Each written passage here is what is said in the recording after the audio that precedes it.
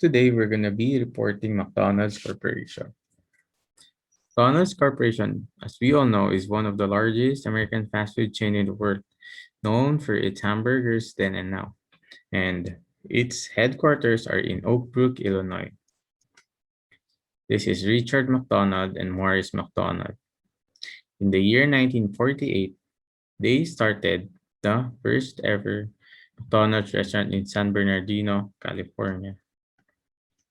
And this is the first ever built McDonald's restaurant in the world.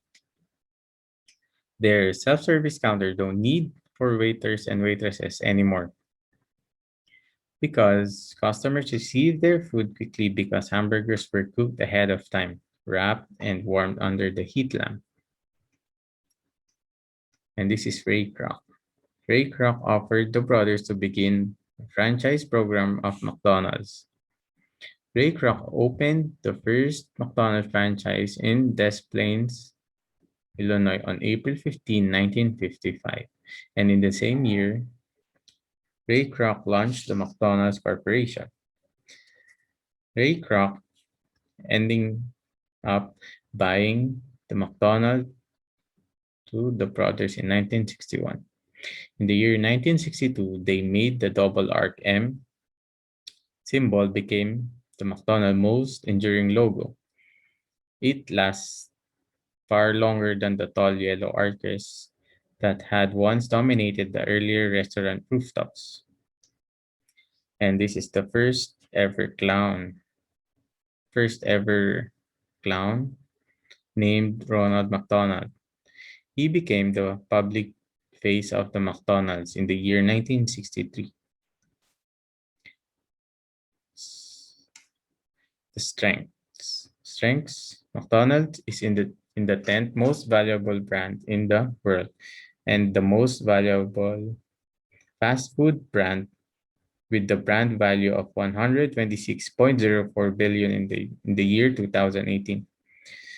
McDonald's is known for their tasty food and beverages like burgers, fries, and milkshakes. McDonald's is initiating the self-service with kiosk machines, ordering through mobile and payment through mobile. McDonald's also owns the land and operates as landlord and makes revenue through the rent. McDonald's strong point is the quality standard of their food beverages. Weaknesses. McDonald's may be at risk of financial deterioration, mismanagement, customers' dissatisfaction, and low revenue generation.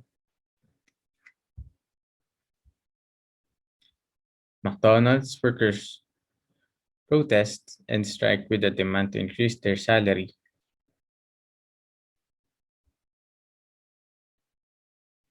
McDonald's breakfast menu consumption lost its terms in May 2018.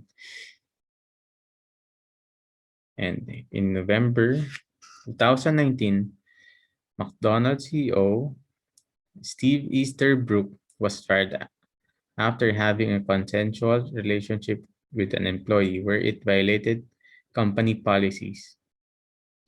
Also, the company board stated that Steve had demonstrated poor judgment. McDonald's opportunities. In 2018, McDonald's increased their sales by launching its $1, $2, $3 menu and 2 for $5 mixed and match deal proposed toward its value-conscious consumers. McDonald's started to serve an exclusive beverage named Mixed by Sprite Tropic Berry in the New York outlets in 2018. It became an instant hit and most likely to be served in all parts of the US. Launching more items can help McDonald's maintain their charm for a longer run. McDonald's has high potential to continue its global expansion by focusing more on international markets rather than different states of America. McDonald's can play it smartly by continuing its aggressive initiative towards healthy and customized offerings. These developments are effective and thus thus show some progress, with positive comparable sales leading to a growth in profits. And the McDonald's has partnered with Uber Eats and DoorDash for USD food delivery. This mobile order and delivery really helped McDonald's to reach and fulfill customer satisfactory and needs. McDonald's threats. McDonald's is at risk because they had a risky investment in technology initiatives. The people are very fast in adapting to new technologies, which may slow down the return on investment, and the result of enhancing customers' experience may not generate the expected returns. Chick fil A is now McDonald's biggest competitor in the wildly competitive quick serve restaurant area, or also known the QSR. Cultural threats. McDonald's is often facing multiple cultural threats in different parts of the world, resulting for a bad image of the brand. It gets challenging to adapt and operate differently as per the location of the franchise. For example, a few years ago, McDonald's faced a big scandal for using ingredients which were not halal in Muslim countries. Improved to minimize the waste, which causes environmental pollution. McDonald's faced vast pressure to improve to minimize the waste, which causes environmental pollution. In March 2018, environmental activists proposed the board of directors of McDonald's to discard the use of plastic straws in its over 37,000 restaurants worldwide, which causes plastic pollution.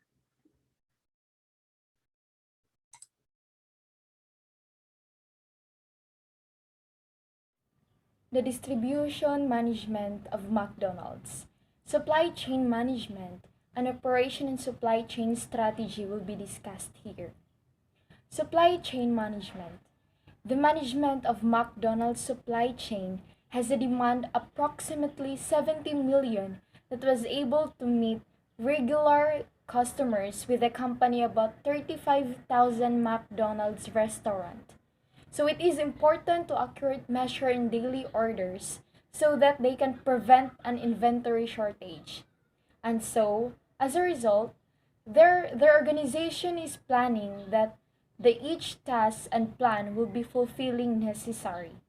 It is important to remember that sources of goods are dependent on where they are produced, and that in addition, the supply chain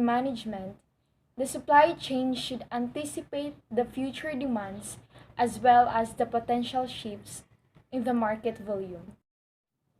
In every distribution center supplies in between 250 to 700 restaurants and all of the regular sales, warehousing, restaurant stocks, marketing companies, and lastly, the distribution services. And so, the communication between the company and the suppliers are very important that it can be overstated. McDonald's currently has 16 big suppliers with which it works. In addition, they organize the restaurant as at least they have 3 deliveries per week. They're all scheduled to avoid disrupting breakfast and lunch programs. Because of the customer sees that the truck parked in the lot, then they will be possibly that the customer will be annoyed. In terms of the restaurant's inventory, it will be rotated every 4 days, and that possible depending on the partnership with the suppliers because there's a lot of vendor, both direct suppliers and indirect suppliers. Operations and supply strategy. McDonald's operation management contributes to the company status as the part of the world's largest food chain restaurant around the world. So there are 10 operational management decisions reflect the different strategic operational areas that must be organized for maximum efficiency and output. First is design and goods services. McDonald's strives to include affordable goods in the strategic decision field of operation management. As a result, its product serving sizes and prices are based on most common customer references. Second, quality management. Their goal is to maximize the product quality such as cost and price limits. McDonald's uses production line approach to ensure consistency of product quality. In this strategic decision field of operational management, consistency meets customers' perceptions regarding McDonald's and its brand. Third, process and capacity design. Is this strategy centered on efficiency for cost maximization that supports the company strategies? And this focuses on maintaining process efficiency and adequate capacity to the market demand. Location strategy. McDonald's uses stores and the company website, the mobile app, as venues in its marketing mix. McDonald's serves customers in both conventional and online forms through this location or venues. Fifth, layout design and strategy. Rather than concentrating on comfort and space, the approach including optimizing space usage in restaurants and kiosks. Sixth, job design and human resources. Person and or organizational learning are both stressed in this decision field of operation management to sustain McDonald's organizational culture. 7.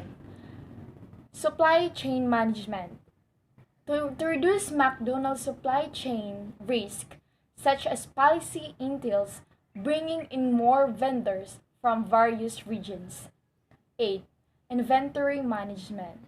McDonald's aims to reduce inventory costs while helping restaurant operations. In this strategic decision field of operation management. Scheduling. McDonald's schedule focus on local business conditions and rules, as well as supply chain requirements, using corporate convention. To counter variation in local market demand, the company approach including daily and seasonal schedules, for example. Lastly, maintenance. McDonald's allow restaurant managers and franchisees to choose their own maintenance companies. McDonald Corporation, on the other hand, has certified or approved repair suppliers for kitchen or production equipment. Product and service design. McDonald's new product development has kept the product's depth and tweak. They continually bring innovation to the products and services they offer, changing taste and preferences according to the customer's needs.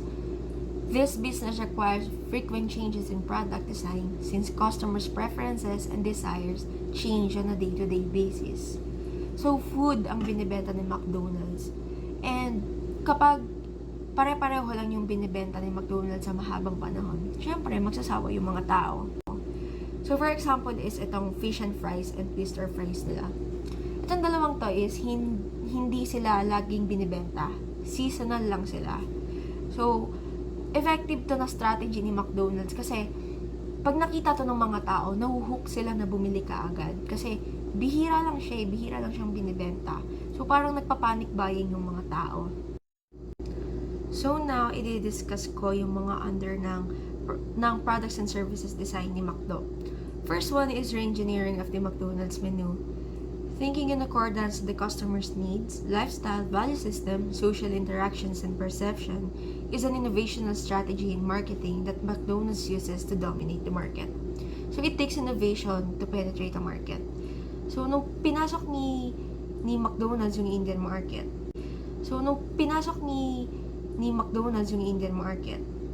ang Indians, most of them are Hinduism ang religion nila, and sunod is yung Islam. So, So, ang original na ingredients ng patty ni McDonald's is pork and beef. So, kung ibebenta ni McDonald's yung patty nila na may pork and beef, bibilin ba ng mga Indiano yun? Syempre hindi. So, nag-isip sila ng alternative way. Kaya, nabuo nila yung McVeggie. So, ang McVeggie is, di ba parang siyang may patty sa loob, pero hindi siya meat. Yung patty na yan, ang ingredients niya is mashed potato and green peas.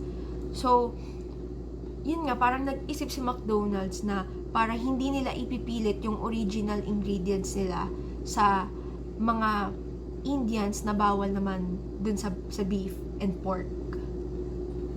Second one is, familiar naman na kayo dito, is McDonald's targeting strategy.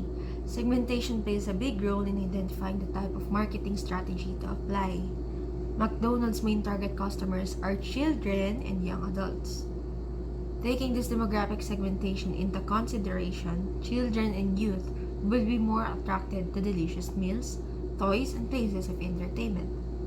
McDonald's provides a place of eating, a fun place to be, attracting young families who wanted to band and spend time with their family.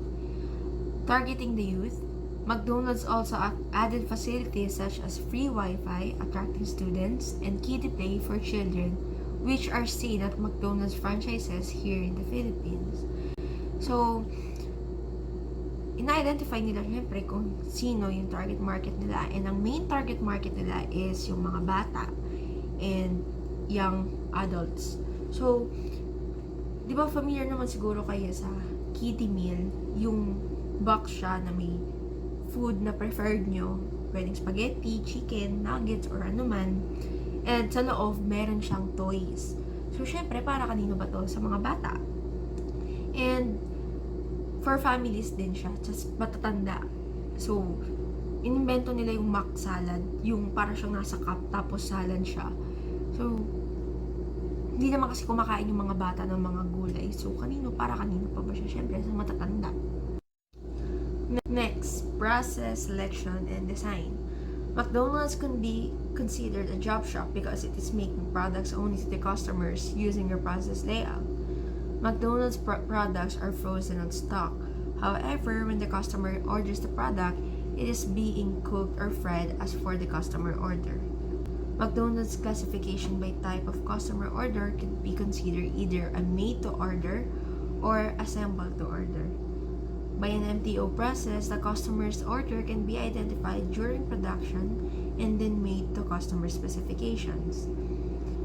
So, job shop siya kasi dinuluto doon sa kitchen ng mismong franchise. So, diba kasi dinidistribute na lang naman sa kanila yan, tapos ipiprito na lang nila depende sa kung ilan yung estimated na kailangan na mabibenta nila for a day. So, it is considered din na made-to-order process kasi diba, kapag kunyari umorder ka ng mac float, hindi naman siya yung basta na lang nila kukunin tapos ibibigay na lang sa'yo. Pero, after nilang kukuhain yung order mo, diba, ano pa yan, ginagawa pa nila, kumukuha pa sila ng cup, ice, tapos coke, then yung vanilla ice cream at saka yung chocolate. So, it is still a made-to-order process. At saka, kunyari, umorder ka sa kanila ng chicken nuggets, pero wala nang available na luto na. So, magtatanong sila sa kitchen kung available ba yung nuggets, then, pag wala nang luto, pag wala nang prito, sasabihin sa'yo na, willing to wait ka ba kung 15 minutes, kasi, tsaka pa lang nila piprituhin yun. Next one is facility and work design. McDonald's design would be viewed as a product layout, yet it could be viewed as process layout. So, pwede siyang product layout kasi sa factory ng McDonald's, di ba, gumagamit sila ng malalaking machines para ma-produce yung product. So, for example is yung sa fries. So, meron silang mga tractor para i-harvest yung mga potatoes. Then, meron silang machine para mahugasan sila individually. Then, may machines din sila na malalaki para mabalatan yung mga potatoes and mahiwa-hiwa. So, mako-consider siya na product layout kasi gumamit sila ng machines.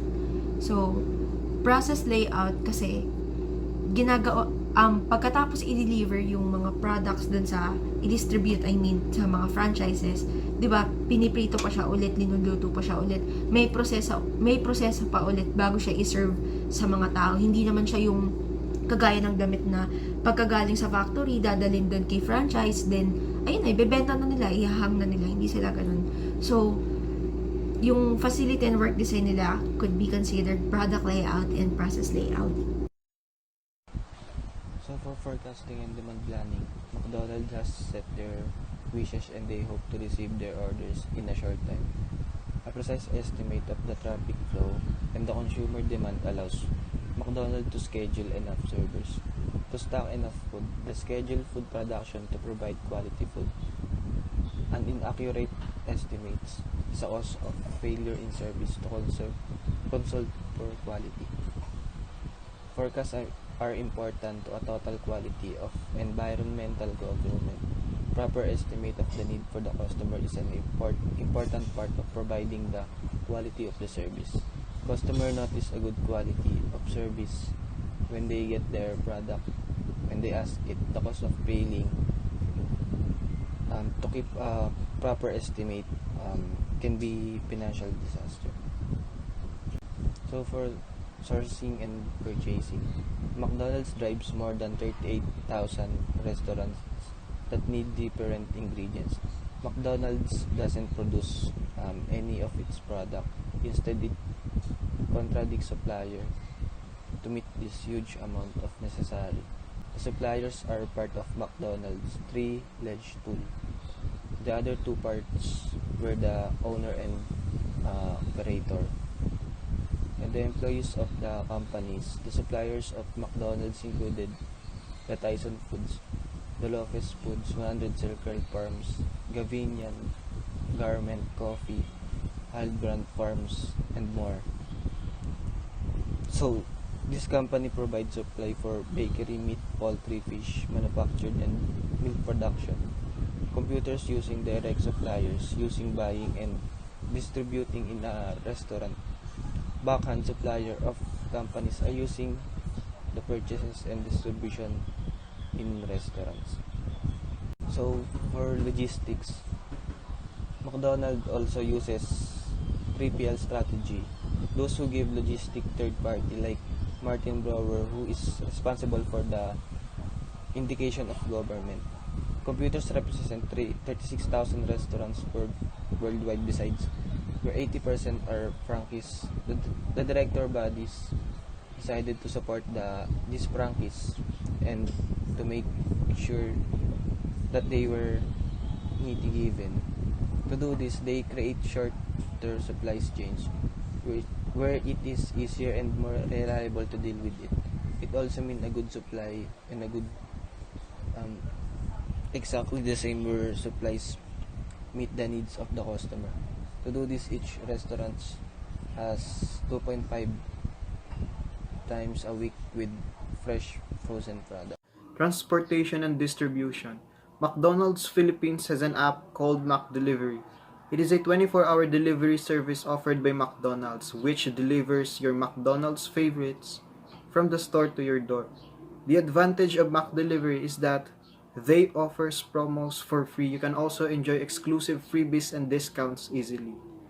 You just click your favorites in just one tap and helps their customers save money when they order online. Using the app, you can choose whatever food you want to order and deliver straight to your doorstep. Issues of McDonald's. This COVID-19 pandemic, McDonald's is one of the fast food chain that suffer losses when it comes to distribution management. They lose the benefit when the pandemic causes a lot of restrictions.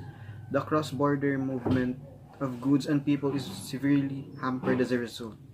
The impact on the fast food industry has been particularly shocking. The following are the issues McDonald's currently facing that affect the distribution of goods. The presence of restrictions on distributing the goods would affect the flow of McDonald's. In this time that we are in a pandemic, this could be the hindrance and slow progress of its deliveries. It is a challenge for them, not just the delivery truck of McDonald's is they only allowed to, A lot of vehicles can make the process due to restrictions that result in a long time sending and distribution of goods on what the branch needed. Government bans. In the first month of the virus, the distribution of goods was challenging to government bans to get back into production to boost customer loyalty in the market as rapidly as feasible.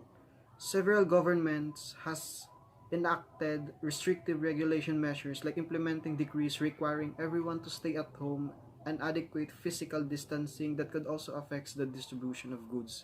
Slowed globalization. On a global level, the emergence of COVID-19 outbreak is quickening. The phase of globalization will inevitably hampered by governments.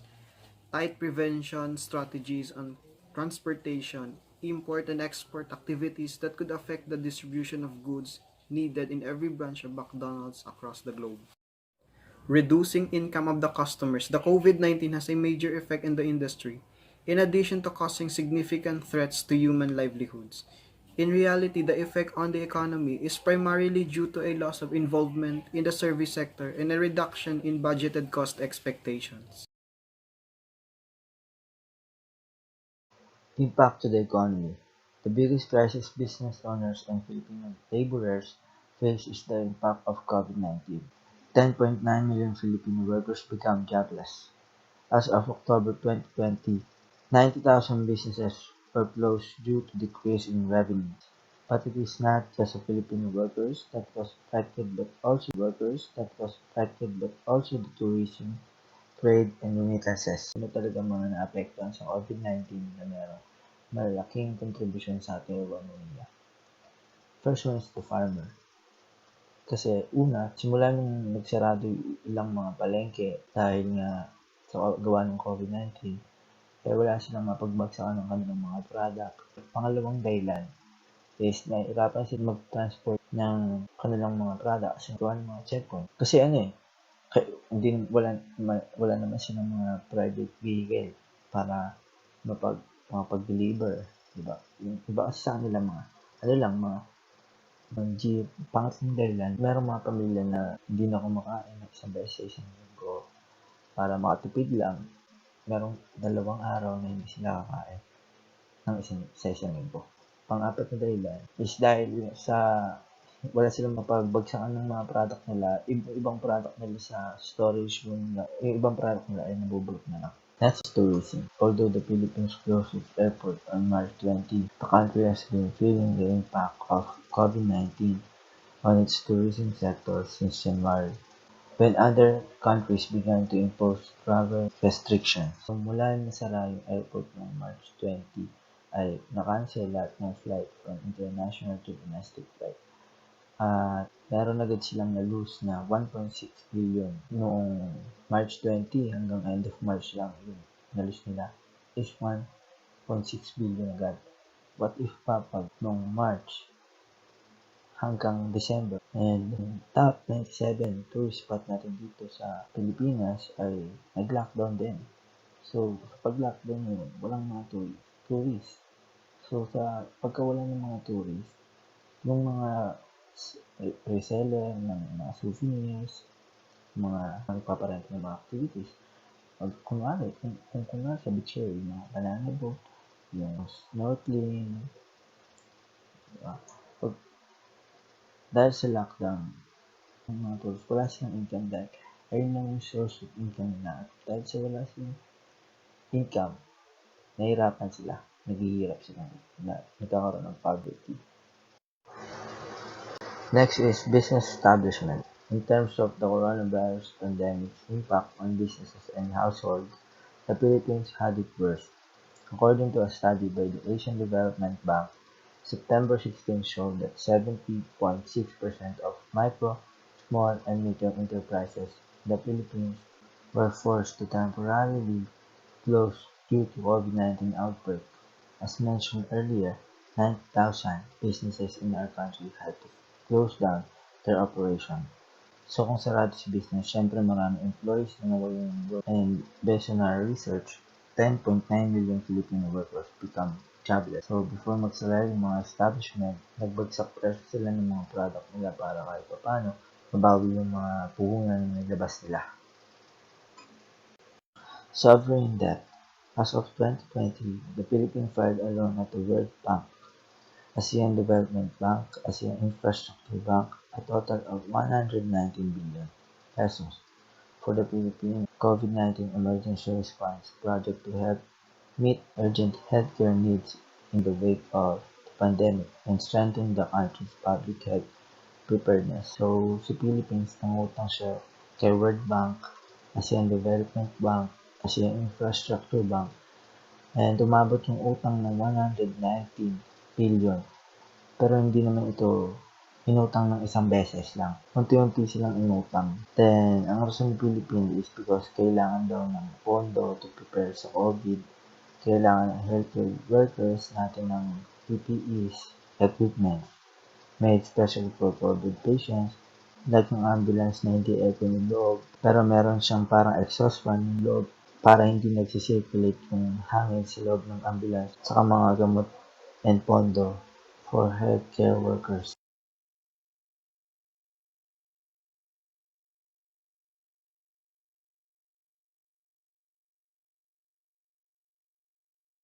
Next one is recommendation. Employees' health should be a top priority maintain cleanliness. So, kagaya yan. Kailangan lang natin lagi na magsuot ng face mask, face shield, at kailangan natin lagi sundin yung 1 meter physical distancing, lalo sa ating workplace. Start with labor availability, who's capable to work, and consider their skill on how it can be used. Consider demand of your current product or services. Yung product mo ba na binibenta mo before pandemic is necessary pa ngayon? Kung target market mo is bilyaran, syempre, pinapasara mo yung bilyaran ngayon. Nag-expect ka pa rin ba na may pupuntang mga estudyante sa bilyaran mo? Syempre, wala na. Think of a way para di masayang yung lamesa. Pwedeng parentahan mo yung lamesa mo, 5K per week, ganun. Pagkakagat dyan, yung mga addict sa bilyaran. Create new revenue streams. Example, lugaw ang binibenta mo. Kung walang available na malagkit na bigas, mag-isip ka na ng ibang pwedeng ibenta. Pwedeng lomi or mami habang waiting pa sa malagkit na bigas para makagawa ng lugaw. Next, understand exposure. Understand your supply chain. Siyempre, what if yung supplier mo hindi sila makagawa ng kailangan mo kasi baka di available yung material. Better kung marami kang supplier, backup lang. Analyze inventory to avoid shortage. Example, maganda kung 1 month before ni-estimate kung kulang ba yung mga materials kasi syempre hindi ganun kadali pumili ng mga materials ngayon. What if galing pa sa ibang bansa yung material mo? Syempre, nadidelay ka din sa production.